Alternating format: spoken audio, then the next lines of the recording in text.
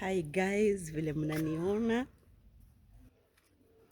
tafadhali kama unanipigia simu, kata simu sababu tupo site. Wamama wale ambao mnapenda kukaa kwa balcony, kazi yenu ni kuongea tu masengenyo. Nataka kuwaonyesha something to do. Sasa nataka niwatoe kule kwa balcony. Nataka kukuonyesha biashara. Angalia hizo zote, hiyo ni mali safi. Bells at affordable price. Ukifili unataka kutoka kwa balcony na unataka kufanya biashara, I got you. Kuja ni kuonyeshe biashara. Tuko na bells za watoto, tuko na za watu wazima, tuko na manguo tofauti tofauti. Hebu cheki tu, angalia.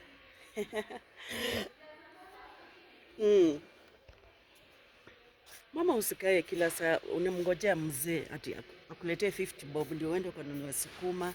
Ya nini sasa? Tuko na biashara, unaweza tafuta pesa, ukujie mzigo na ukafanya biashara. Mama, usiparara hapo nje ati unangojea mzee akutengeneze nywele. Fanya biashara yako, ukatafute pesa, ukajitengeneze. Na wacha nikwambie, mwanamke mwenye ako na doo yake, amani huwa inakuwa kwa nyumba. Sababu wacha niwaambie tu ukweli, kusema ukweli, mimi ni mama. Na wanaume hawapendi mwanamke mwenye anapenda kuomba omba, hawataki. Mwanaume anataka mwanamke mwenye anajua kujitafutia. For your information, kama ujui, wanaume hawataki kuombwa. Ati babe, nitafutie pesa ya kutengeneza nywele. For what? Kuja ufanye biashara. For more information, just DM.